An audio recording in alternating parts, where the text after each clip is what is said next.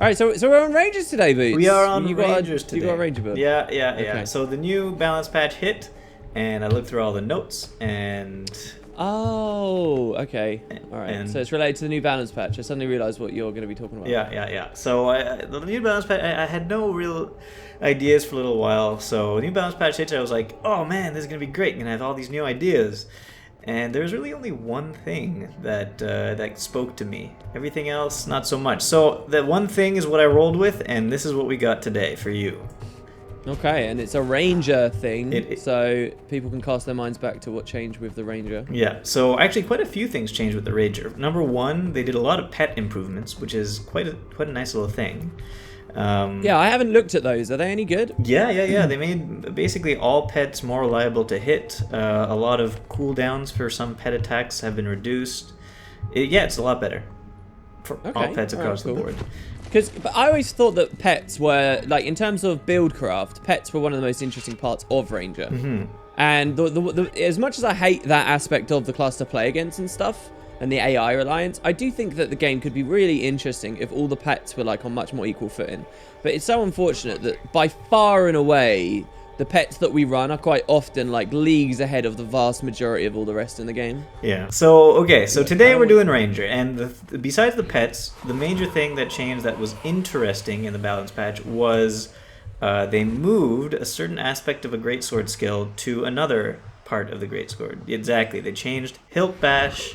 Originally, Hilt Bash, if you hit, would make your next pet attack do 50% more damage. Give them an attack of opportunity. I pinged the wrong skill. Swoop. And so that's pretty good, except it's on a 20-second cooldown, so you know it's for one small little boost. But now that it got moved to Maul, which is on a when you trade it, it's on a 3¼ second cooldown. So every 3¼ seconds, you're going to be making your pet do 50% more damage on their next attack. Do we have to make... It's not a big difference between trading and non-trading, really, for this skill. No. I think... It's 3/4 second. Yeah, exactly. It's 4 seconds or 3¼ seconds. So you don't have to run that trade. But you know what? I do because it's important for the build. So the reason why this made me want to make a build now is because... I don't know. I think boosting your pet, now that pets are better... And being able to boost your pet every 3 seconds could give you a very strong build. And well, so to be clear, this is a buff for like flat damage pets, right? This hasn't got a. This isn't really like. So for example, I'm running the Drake here, and the Drake I tend to prefer for his Condi stuff. Yeah. Yeah. So this is more for like the birds. Yes, for the birds. Cats. Well, and most importantly, in my case, the tiger. Okay. The tiger, because you have a Furious Pounce on a 8-second cooldown, and it is the highest base damage of any skill from a pet in the game. Is it really? See, I'm not familiar with the Heart of Thorns pets. I'm really not. I don't even think I have the tiger unlocked on this dude. You should probably go get. Oh, you have in PvP. You're gonna have it. Yeah, no, I mean in PvE though. I'm lying anyway. I picked it up maybe like I got the tiger maybe like a month ago. Tops. Wow. Is when I got the tiger on this character. I don't think I. And the have tiger is like character. super meta and has been around for. That shows how much Ranger I've played since Heart of Thorns came out.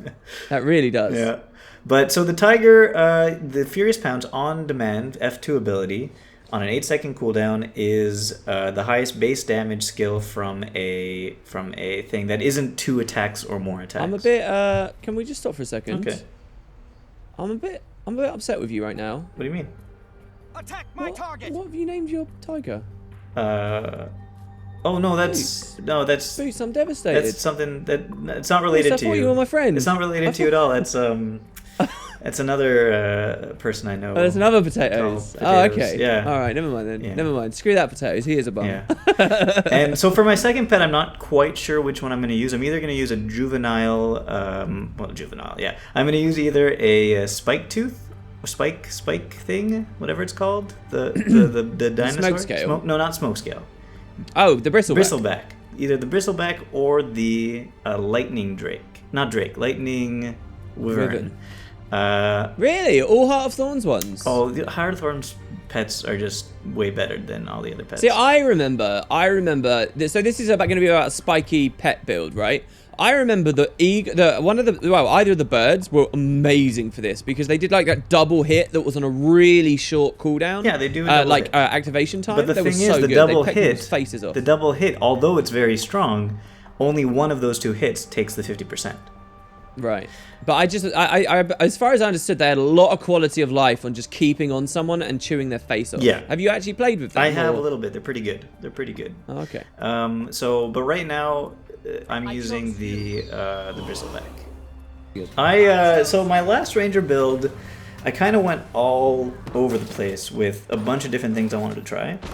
In this case, I remember. In this case, I went kind of for the idea that the pet wants to carry you more than anything else, and the pet's going to carry you in a lot of ways in this build. But at the same time, because Maul is so strong and on such a small cooldown, you're going to want to use it a lot. So you have to make yourself useful as well, and it's kind of an interesting build the way I made it. Okay, I like the sound of it. It's like the way I'm using it in PvP right now. It's half the time you are far away from someone, just piddling away, and the other half of the time, hopefully when they least expect it, you're in their face, chewing their face off. The amulet for this build is the Valkyrie amulet. Okay. So you have top power, secondary ferocity, and quite a bit of vitality. So how are you going to use those ferocity hits when you don't have any precision? That's a good question. Can I explain? I think you can. Okay. Is it because the attack of opportunity you're giving your pet is also a guaranteed crit through your traits? I don't think that's a thing. Is that not a thing? That's not a thing, no. Oh, the moment of attack is the thing? Which one is it? There's like opening strike. Well, first of all... Oh, opening strike. Opening strike is a okay. guaranteed hit for you and your pet. However, pets never regain opening strike. They only get it on their first attack. So either you... What, in all of combat? In all of combat. Even that though sucks. Through traits you are able to give opening strike to yourself over and over again, your pet never regains opening strike. I thought there was a trait that duplicated your opening strikes onto your pet as well. No, there isn't. Oh, that sucks. Yeah. That sucks. That's crazy. Do they get it back if you pet swap? The new pet, I think, might, yeah. I'm not sure. sure. Oh, here you go. Gain an... Oh, no, that's an attack of opportunity. Yeah, wow. Yeah. So, but, I don't know if you didn't realize this, but pets don't base off of your stats in any way, shape, or form. Yeah, so even though that's why you get to see their stats on the little panel. Exactly. Right? So even though you have no precision, your pets do have precision. Ah, all right, okay. So it doesn't matter about your pets for opening strike. However, the way you get crits and get those ferocity hits is through opening strike, because in Marksmanship, you have alpha training. Your first attack, first strike when entering combat is an opening strike. Gives you an additional 25% damage increase with your opening strike. It also does vulnerability. Another minor trait. So all your minors just build into the opening strike. Exactly, and they always crit opening strikes. 100% chance to crit. Now, so your first one, which hopefully I'm guessing your hope is going to be the maul, because it's big base damage. Right? Yeah, exactly. So now, on top of that, I guess we could keep on talking about the gear in this case, because we're in PvP. There's not that much gear to talk about. So you got your Valkyrie amulet, which the lack of precision is counteracted slightly by the opening strikes that you do. You also are using Sigil of Intelligence on each of your weapons. Oh, it's intelligent. Dude, if this works, I love it. But it's so hard to make this work. Yeah, I know. So Sigil of Intelligence, the first 3 attacks after swapping weapon while in combat have a 100% crit chance. I might not use this on my... because my secondary weapon is a longbow. And I currently do have Sigil Intelligence on the longbow, but I'm thinking of changing that off because it's not that useful, because there's no one attack on longbow. Lots of multi-hits, yeah. Exactly. Yeah. So I might change that to something else, but for the Greatsword, it is very good. Sigil Intelligence, Greatsword, first attack is a maul, second attack is Hilt Bash, which is another crit, but there's something else that Hilt Bash now does to replace that attack of opportunity it had on before, and that's now, if you hit them with your Hilt Bash, you refresh your maul ability immediately. Yeah. So you're hoping to go maul, hilt bash, maul. Exactly, with your 3 intelligence hits. Also, I have a Sigil of Agility for weapon swap. So you have quickness. Really? Yeah, so on weapon swap, when you swap to your Greatsword, you get 1 second of quickness when you swap to it to get that Maul, Hilt Bash Maul off as fast as possible. You love making these builds that like are so dependent on the dream scenario. I know. I love these sigils. I used to try and theorycraft on intelligence sigil when it was only before it got buffed to 3 attacks. It used to just be 1 attack, and I was like, oh, I can make this work. Oh, but dude, okay. For the longbow, I'm going to keep the agility on it because it's always useful. But the intelligence, I think I'm going to swap for something else. I haven't figured that out yet. I'll let you guys decide. And last but not least, the amulet. Can you guess what the amulet is? Well, we already did the amulet. Sorry, the rune. You've probably... well, you've just said that to me. There's no way you've gone Mad King runes. I've gone Mad King runes! What, because of entangling roots? No, what, why? Not because of entangling roots. Because of something much better. Why? Alright, okay. You've gone Mad King runes. That's right. Again. Yeah. Mad King Why? once Why, again. Boots? Why? Because I'm running Strength of the Pack. Okay, but what's in it? Why has that got a particular synergy? Because Rampage with your pet. Oh, for might. Right, I see. So you give your pet 25 stacks of might. Oh, this is... And your pet is doing a heck ton of damage. So... Okay, let's go through the traits now. You're just so disappointed. I'm disappointed. So I just like to point out that I like this kind of build, going over this kind of build with you more than some other builds, because I have less confidence and less like invested interest in this build than I do in, like, let's say the toxic, the poison thief I had last time. I think this build is really... This build is like the I can imagine someone knowing about the game, a bit about the game, making a build like this and expecting it to be amazing. This is kind of synergistic build making that I think should be the heart of Guild Wars 2, and unfortunately it is not. So I love builds like this, but then I also hate because it makes me face what buildcraft really is. No, but I've been playing in PvP. Unfortunately, it's been between seasons so far, so obviously not the highest quality of opponents. But it's so satisfying to just like... Oh yeah, these dream combos, I see this. It's so satisfying. Okay, so let's go through the traits. So number 1, we have Marksmanship. Wait, hold on. Before we do traits, Okay. Can you explain your wombo combo? I'm guessing you're going Strength of the Pack to give might and stuff and hit with the birds and you get lots of might. Then you're going to try and wombo combo with a swoop, a pet attack, a hilt bash, and then another swoop. And you're going to blow someone up in that, right? Swoop? Why do you keep saying swoop? Not swoop, sorry. Maul, hilt bash, maul. I don't know why I keep... Since the start of this video, I've been focusing on swoop. Swoop you would be using to gap close, though. You should, anyway. You could, yeah. But yeah, that's the combo, right? Can people see that on screen now? Can we see the fruits of the idea? Sure. Well, let's even do something a little bit sillier, actually, right now on screen.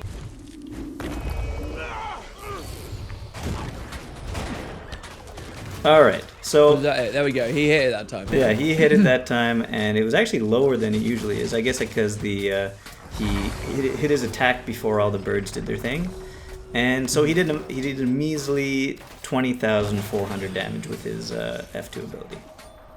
Now, I believe I saw a screenshot. Was it a tweet or something that you posted? Yeah, like of a 24k. Yeah, that was the first time I tried this too. That wasn't just like RNG trying stuff. That was the first 24k damage with this thing is what you would normally get on like a light target. Obviously, on a heavy target it would be about 18k. Actually 20k. It would be 20k with the maximum thing, but since I don't use the thing I just used in this Glyph of Empowerment, which gives an extra 10% damage to your allies, I instead use a different. So you're cheating a little bit. Yeah, you're using a build it's 10% that's not even more the build. than it usually is. So really it's like 21.5k. 21.5k from you. Okay, that's a big hit. Yeah. That's a big hit. Or 18k on a heavy target. So yeah, that's a big hit, and that's just your pet. You're doing your 8-second cooldown attack. If your pet's not fully buffed up, that attack is going to be doing around 8k, 9k, and which is still not a bad attack. That leap did feel quite different to the old ones. Yeah. Is that the buff there? The distance. I don't know if it's the. I think it might have been. It's easier to hit with it now. I know that. Oh, okay. Yeah. All right. Also, your maul, when you're fully buffed up, could do between 4k is the lowest end to 9k damage. Okay. Your 3-second cooldown maul. And so overall, you're just going to be doing a heck of a lot of damage. Yeah, but you're not getting. That's a bit deceitful what you said there, though, because you're relying on a sigil of intelligence to crit with it, and as soon as that's gone, which is only so you're only getting 2 that are guaranteed to do that damage. Or is it the only way you crit? And okay, so just to let you know though, that's not the only little combo you can do with this build with relying on strength of the pack. If you don't want to get close to your enemy because they're scary warriors or something, you could always stand very far away with your bow and your juvenile, whatever this is, bristleback, and then do the same thing. Cast your bloop, this and this and this, and then fire your bristleback things, which do. Oh, let's look at the playback here, and it looks like your spike barrage would be doing 29,000 damage per hit. Yeah, wow. And that's 10 hits, so that would be 2,900. Yeah, I got it. Per hit, 10 hits would be 29k, which is actually more than your Tiger's 1 strike. Okay, so let's start with, we got Marksmanship, Beast Mastery, and Druid are the 3 things. Okay. So in Marksmanship, you get your opening strike goodness. The Grand Master trait is Remorseless, which has regain opening strike whenever you gain Fury. And a huge damage bump on those opening strikes. 25% damage boost on those opening strikes, which is quite nice. Okay, go on. One of the things I was toying with, but I haven't been able to make it as reliable as the enlargement thing, is running Clarion Bond instead. Okay. Which casts Call of the Wild when you swap pets, which is pretty cool. It can be very useful for getting your pets to land those hits, because Call of the Wild attacks are unblockable for your pets for 4 seconds. So you swap your pet and then try to land your combo, you'll do an unblockable 10,000 damage or something like that. So you have a choice between the 2 of them. I'm currently using the enlargement because it's just less of things to think about when you're fighting. Yeah.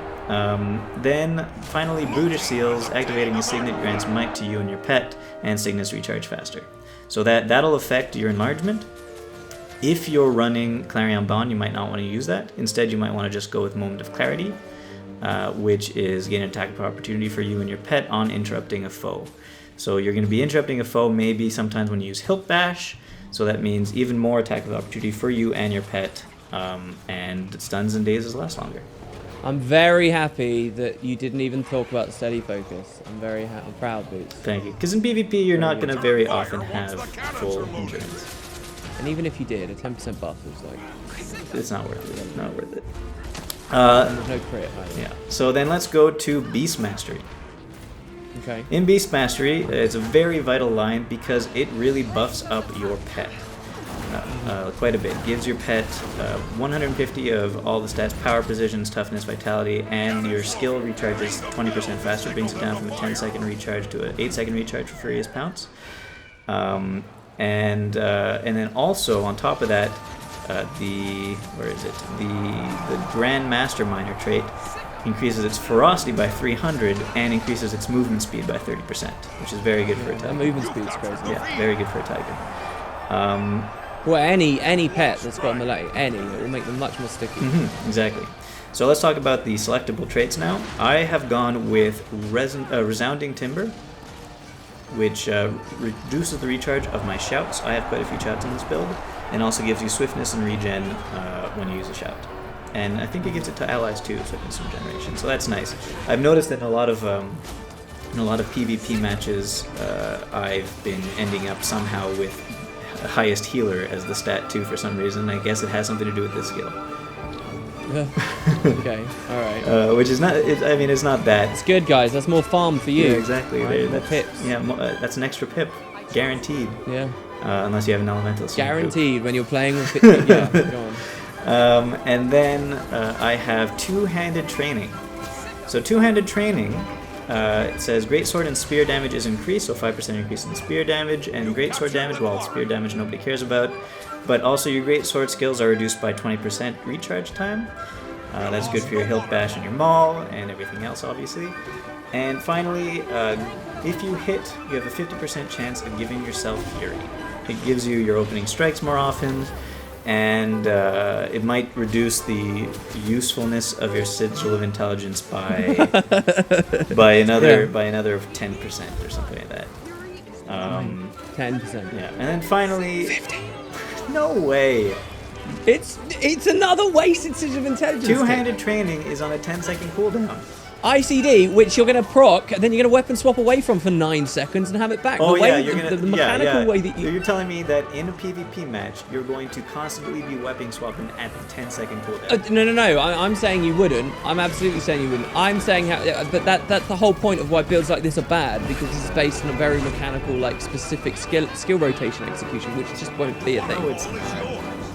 It is not. Anyway, go on. Go ahead. All right, and then finally for the Grandmaster, you got Beastly Warden, and that's really good. When you use your F2 ability, your pet taunts foes near them for 2 seconds. So that is the last final straw in being able Super to... OP. Exactly, being able to land your Tiger's F2 ability. Just sidles up next to them, you cast it, and they're going to be stunned for 2 seconds while you're able to hit it. Yeah, that's really cool. I love that trait. Yeah, really good. So then finally, Druid. Druid opens up your Celestial Avatar. I got to be honest with you, while playing on this build, I more often than not completely forget that I have full Celestial Avatar.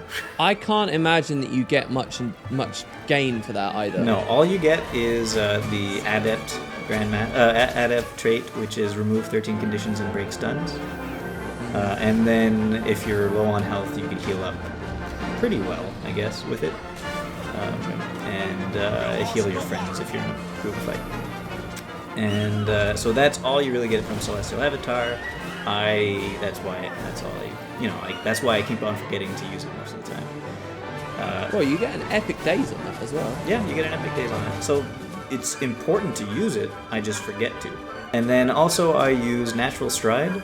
So movement and parrying effects last less time, 33% less time on movement and parrying effects, and while you don't have one of those things, you move 33% faster. So that just guarantees you will run around the arena as fast as possible, get from point to point.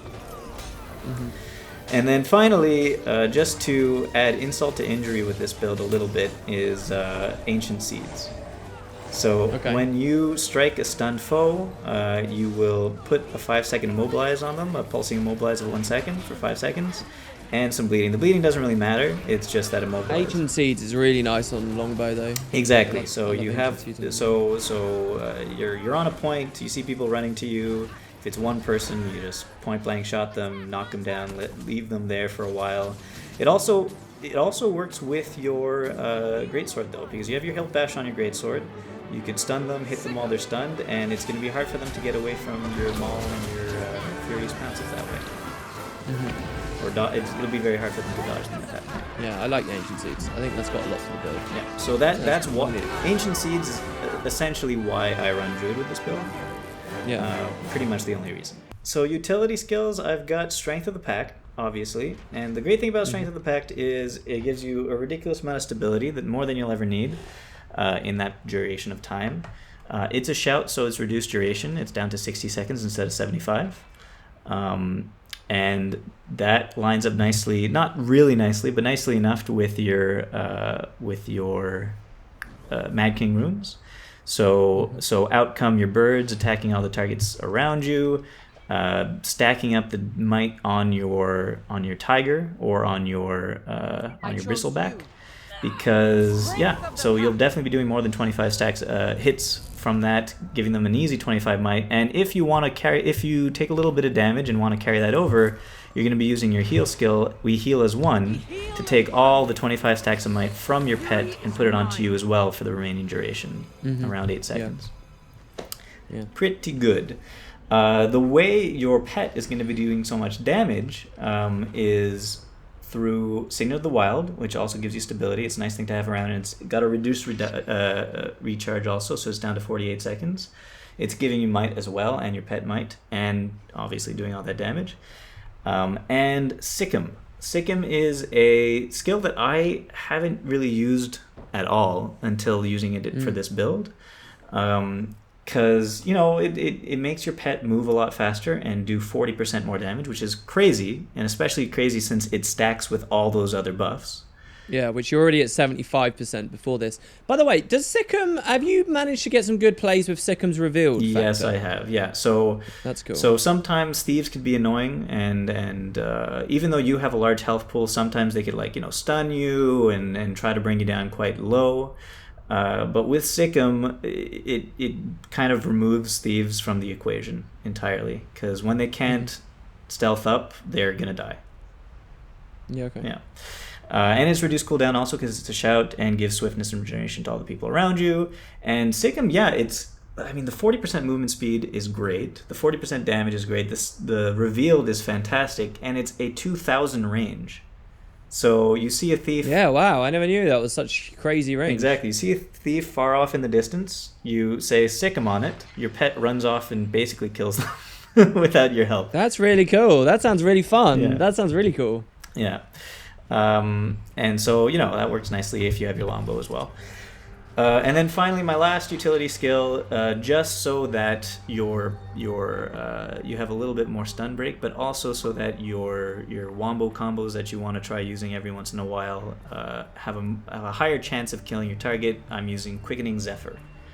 It's the survival skill, so it doesn't have a reduced cooldown, but it gives you and your pet 6 seconds of quickness and super speed and break stuns. Okay. Yeah, so your pet is going to be attacking a lot faster.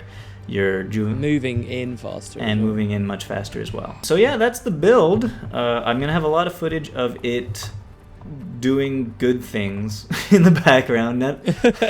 Yeah. And hopefully that's enough to convince people to try it out, but not necessarily stick with it. Okay. But yeah, let me know what you think is the worst parts about it.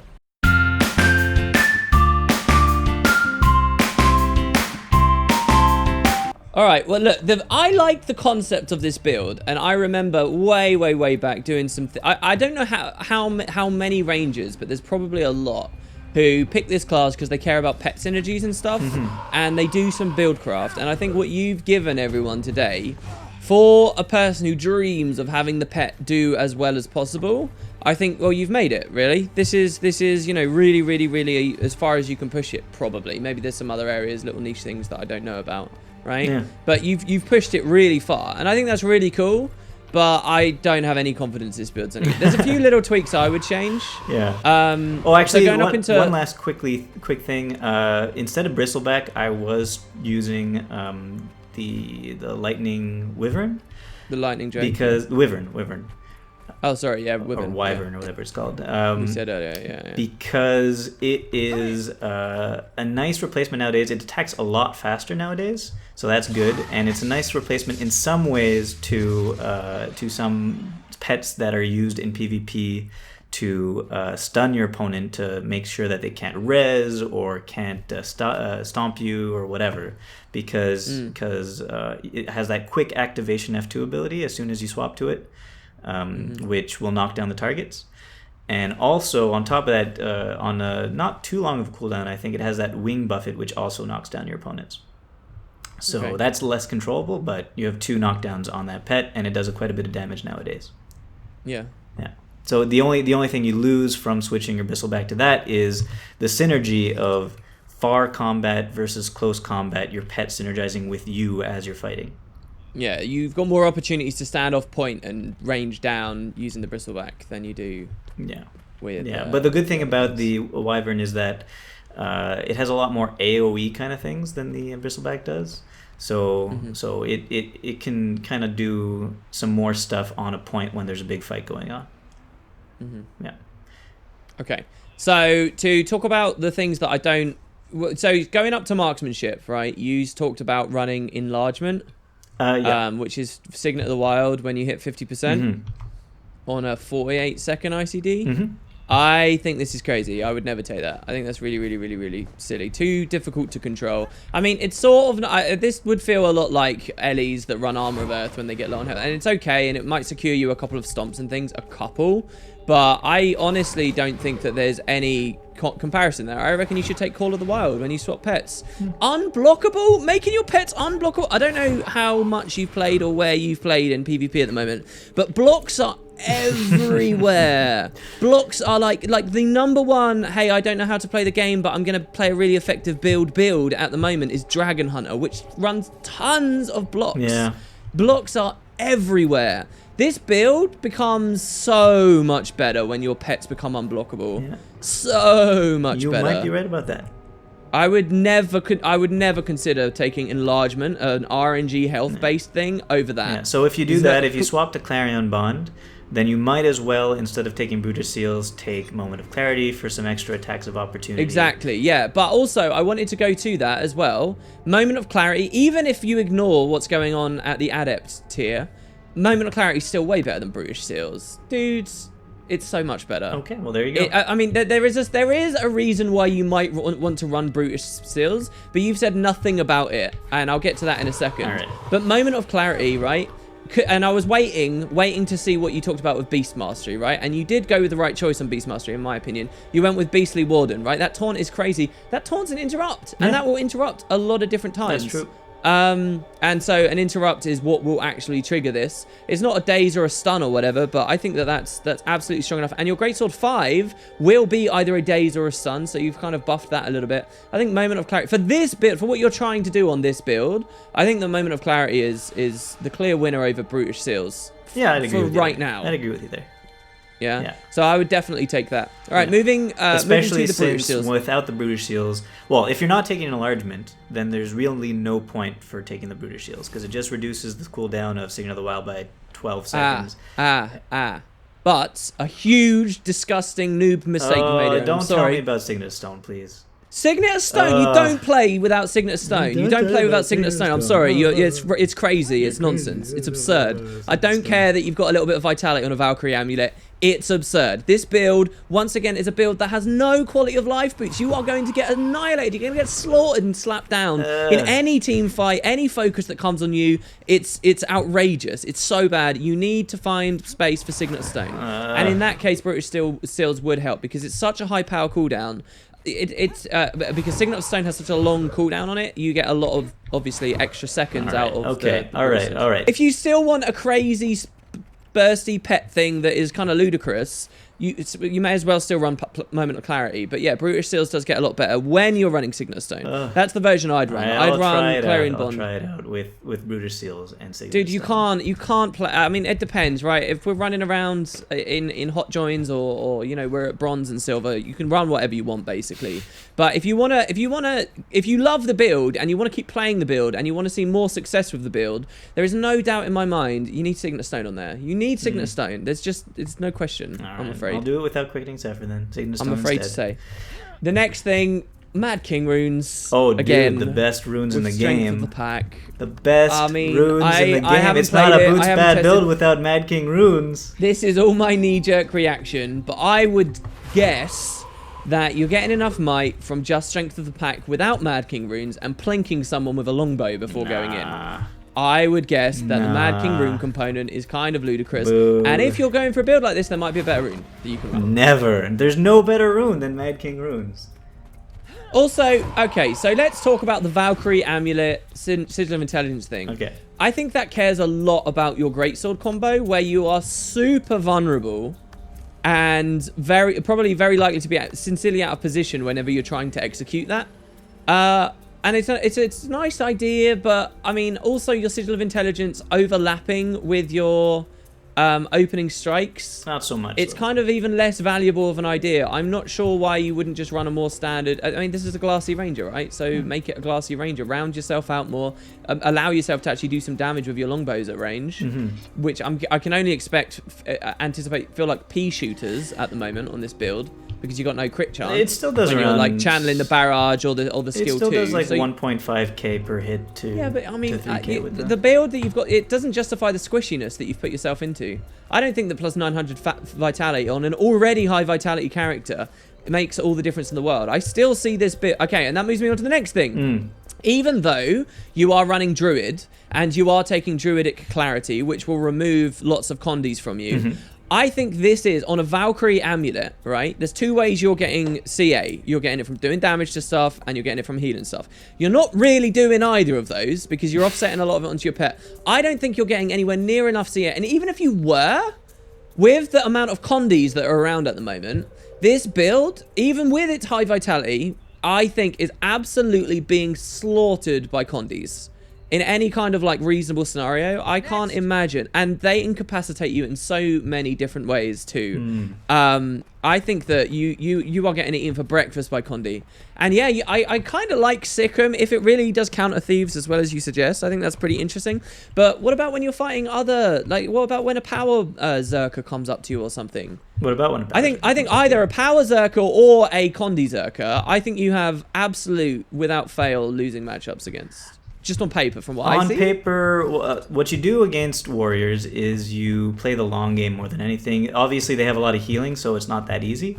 But you're going to use your longbow more often than not against those guys. And then when you see openings, you go with your greatsword. I just can't see you. I mean, the footage will speak. If you want people to respect this build a lot more, right? Yeah. Show you winning a couple of matchups against Zerkers, in my opinion. Okay. I think that'd be very interesting. Because obviously they're just shrugging off passively all your lovely big spikes of power damage, as so many things do in the game. So yeah, I think that's a bit unfortunate. So here's one thing, actually, a little editor's note. I forgot to talk to WP about. He's right that, you know, there's a lot of classes out there that have these passive abilities that when you hit a certain HP, this thing kicks in and you can't deal damage to them anymore, like with Defy Pain, which kicks in Endure Pain when you're hit below 50%. There's the Engineer one, etc., etc. And when I say etc., etc., I am trying to rack my brain at the other ones. But yes, there are those things that kick in passively when you hit a certain HP. And he's right that does counter power builds.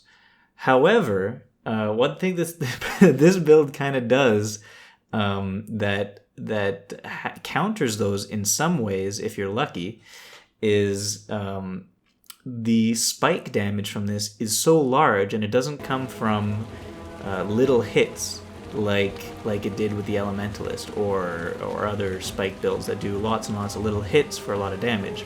This one does it in such large chunks that, I don't know, I'm just going to put the footage in the background here. I tested it. Even with Defy Pain, which is 50%, at 50% it kicks in. Even with Defy Pain, because of your Tiger Spike, which can do 18, 20k damage, on a warrior, like in this little clip here, it did 15k. It bypasses the Defy Pain because you take him down from 70% health to 0 before, so they cannot be hit while they are below 50% for the Defy Pain to kick in. Same thing with the Engineer Shrink Potion. I think I talked too long about this, but anyway, there you go. Kind of interesting.